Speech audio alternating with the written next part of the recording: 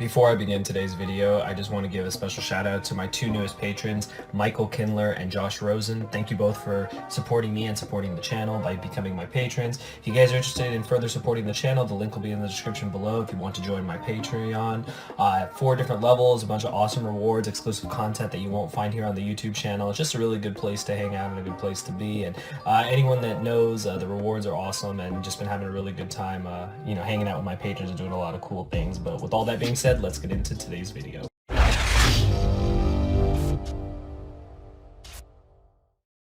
I think it's safe to say that any deck that features Alistair is going to end up on this channel at some point or another. And this deck, of course, is no different. What's going on, you guys? Slim here with another awesome deck profile for you guys. What I got for you guys this time is my updated SHADDOLL INVOKED deck profile. If you guys are new here, consider subscribing. Hit that notification bell. You guys have been notified whenever I upload. You'll also be notified when I stream over on Twitch. Link is in the description. As always, if you yourself want to build this deck or purchase any other cards Yu-Gi-Oh related, please use my TCG player link in the description below. A portion of what you spend goes back to the channel. It helps me out, and I really do appreciate it. And last but not least, if you want to further support my channel, consider joining my Patreon. The link again is in the description. 4 awesome tiers, nothing over $10, a bunch of awesome rewards, and access to exclusive content that you won't find here on the channel. With all that being said, you guys already know it's got Alistair in it. You know I have to profile it. And here's the thing, this deck kind of fell out of contention. I don't see a lot of people playing this deck. Now, I posted the poll in the community tab, and I said, what do you guys want to see first? SHADDOLL Invoked or SHADDOLL Dogmatica? And some of you guys brought up some good points. Well, we want to see all the decks combined, and I mean, we kind of have, haven't we? Like, we've done SHADDOLL, we've done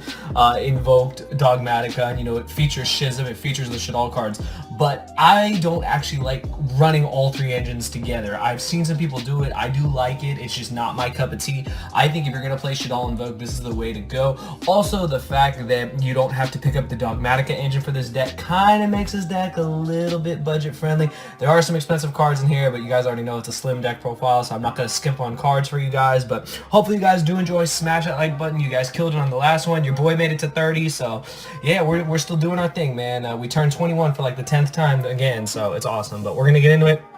Hopefully you guys do enjoy. I am doing the presentation that I did last time because you guys really seem to like that. So hopefully you guys do enjoy my take on the deck. I got a 40 card list for you guys, and I'll tell you, it was hard to get it to 40, man.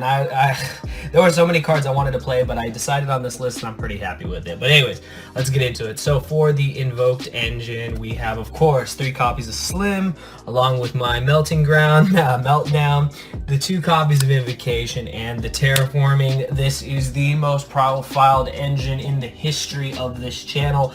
I don't even know what to say. I mean, how many times do I have to say how much I love this engine? 1 card Makaba. Alistair is just, I mean, it's me. Like, it's just me, and it just does everything, and I think this is just such an amazing engine. I think that Alistair is just a fantastic card. I absolutely love it to death, and all the support cards it comes with. What I love about the fact that with this deck is that it just creates really good synergy. Having Makaba Winda is so strong. Like, we already saw how strong it was in Dogmatica, but when you have, like, literally Winda plus that, or you have a Construct and a Makaba, and you have a way to get to Winda during your opponent's turn, I mean, the game is just over so quickly. It's crazy. This engine just does everything for it. So, of course, my favorite engine in the game right now.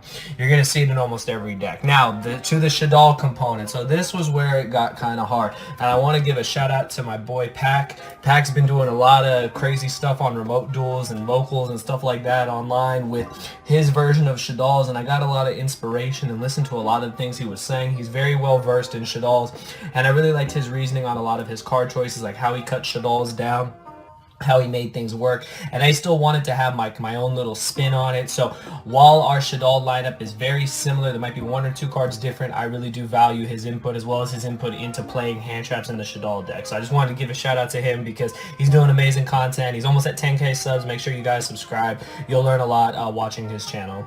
So for the SHADDOLL monsters, what I chose to do still though is I still chose to max out on Wendy and Squamata. The reason being is I personally feel these are the best SHADDOLLs in the deck, and I think everyone would agree with me.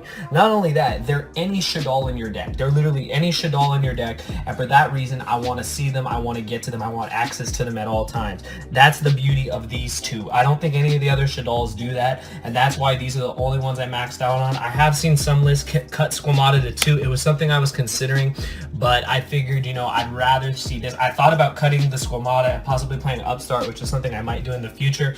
But I actually just like having the name, having the extra Shaddol, having the extra body. It's just really important, for that portion of the deck. And then the rest of the Shaddolls are all 1-ofs, like no joke. I'm not playing any 2-ofs.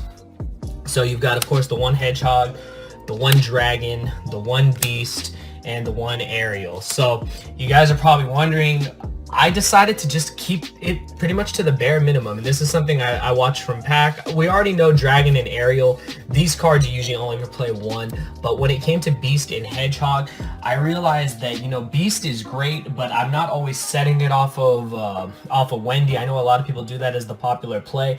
I liked what Pack said about putting Hedgehog as the card you set. It gives you a follow-up play in the next turn if you're going first. It just has a lot of versatility, you guys already know.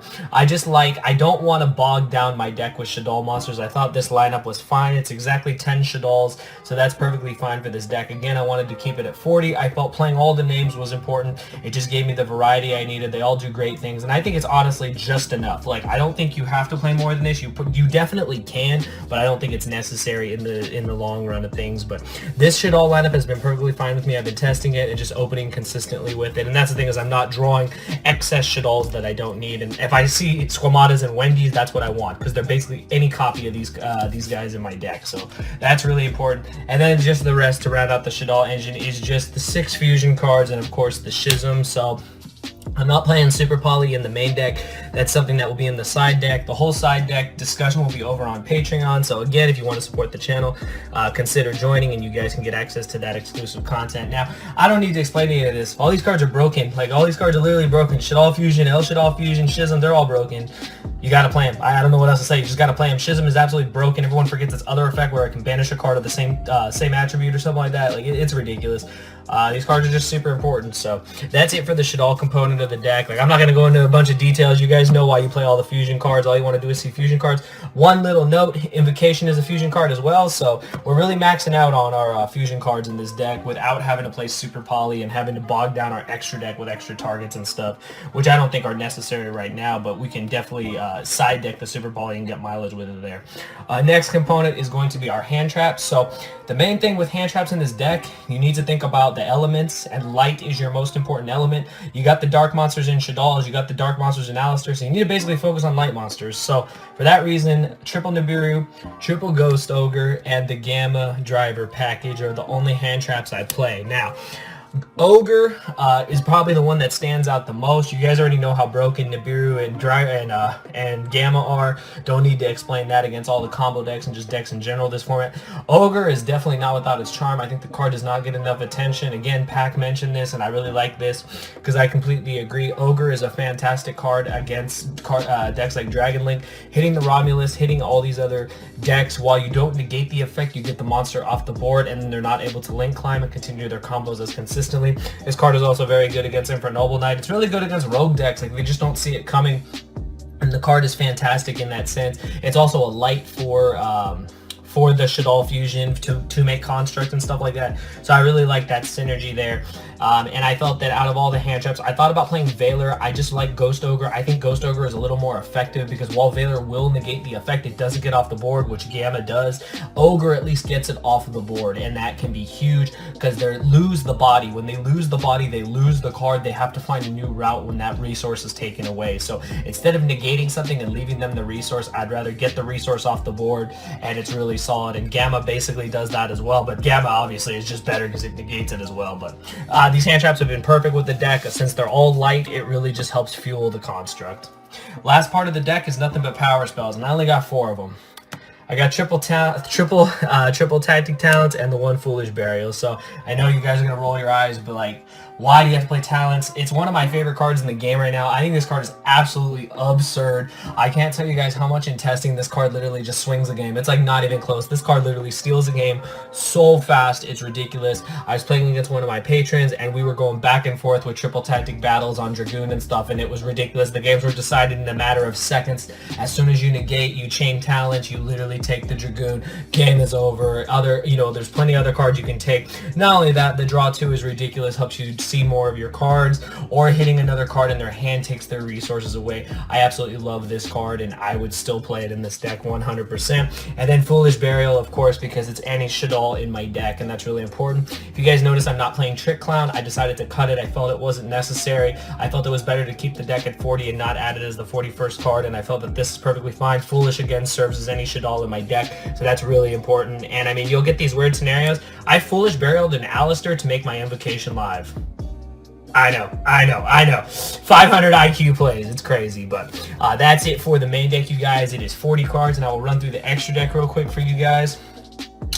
The SHADDOLL component, of course, this is literally the most standard thing you've probably ever seen. The 2-2-1 split. Never felt like I needed a third construct. Never felt like I needed a third window. Don't even need a third Apocalone. Like, literally, like, I don't really make Apocalone that much. I usually just send it for Schism, or just if it goes to the graveyard for, like, whatever reason, I can just get the Schism. But honestly, the way this deck plays, like, you can make this quite easily, and then you can kind of sit on it. Like, to be honest, I usually summon all these guys, so it's perfectly fine having this ratio. I don't think you need more than that. And then I've got the Invoked engine, so you'll notice I did cut one card. I did cut the Purgatrio. We've been discussing this a lot lately. Unlike Mech Knight Invoked and unlike Invoked Dogmatica, I felt that Purgatrio in this deck, it was hard to justify its spot. A Godius basically takes that spot, because when you summon a Godius, it's like an OTK machine. It can literally pop a card when it's summoned. It can also banish one of these guys and boost itself to a huge attack, and that's what Purgatrio does. And unlike Purgatrio, Purgatrio will lose that boost as each monster leaves the field if you're not OTKing your opponent, whereas a Godius keeps the boost at least to the end of the opponent's turn. So I really do like this card. I think this card is very strong in this deck and very easy to combo with your SHADDOLLs, because you banish a construct, and this thing goes up to 4,800, and it's just crazy. So yeah, that's the Invoked engine. And then the rest is just very simple links. Your one card Macabre, don't need to explain that. You guys already know that. That just happens every single game that we summon Alistair. I'm still playing the Gravity Controller. I like this card. It's a Grand Mole. I think people ignore this card. It helps you with your construct play. Like, you put construct with extra monster zone, link it off into this. It's pretty wild. This card is great. I think it just doesn't get enough attention. It needs a hollow upgrade for sure. It's also a dark, so it comes up too to make window. So it's pretty crazy. But like, this card is nuts. Yeah, this card is just crazy. It's a Grand Mole too. Like, it never dies. So fantastic card. And then I got this idea again from Pack, playing the Lambda. So this card is very interesting because it does multiple things. It becomes a generic link too, which, you know, quite easy to make. Helps you get Alistair into grave if you're not making the All Mirage and the Secure Garda. It also lets your Gamma be live at all times of the game, and that is why this card shines. It's also a light for construct. This card is fantastic, and I haven't played this card in a long time, and I completely forgot about it, so I'm glad that it was brought back to the surface. It's just a really good generic link too that actually serves multiple purposes for this deck. And then, of course, Cross Sheep, because this card is broken. And then I'm finally playing this package in the deck. We got the Selene and the Access Code Talker, because you can literally just steal games out of nowhere with this. This card is stupid easy to make, because for some reason all the dolls are literally spellcasters. Alistair's a spellcaster, and yeah, you just go into this and then they lose. Pretty crazy. But that's it, you guys. Let me know what you guys think. Did you guys enjoy the deck profile? I know you guys are liking this new format that I'm doing, so hopefully we'll continue to do that here on the channel. But let me know your guys' thoughts on SHADDOLL Invoked. I think the deck is still very strong. I think just, you know, you got to build it right. This is just one of the builds that I have currently, and, you know, it can definitely be improved upon. I just got to test it more and just see what works and what doesn't work. The deck I wouldn't sleep on. Remember that, you know, all these other engines one day could get hit. I don't think SHADDOLLs are, like, ever going to get hit again, so I think we're perfectly fine to still play them. Don't underestimate SHADDOLLs, you guys. Winda literally wins games by itself, so any deck that can do that, and it's a little bit, you know, if you take away the triple tactic talents, it's pretty much, if you had the Alistair package and everything, as you guys should, being subscribers to this channel, you guys should all have your Alistairs. Like, I'm just saying, you should have your Invoke packages. This deck is not super duper expensive. The extra deck, I mean, Access Code Talker, give or take, but I think this is a really strong deck for the format, and I think that the more you guys test it, the more you'll see just how powerful the deck is. But that's all I got for today, you guys. Smash that like button if you enjoyed, comment anything down below, and as always, I will see you guys in the next video. Thank you for watching.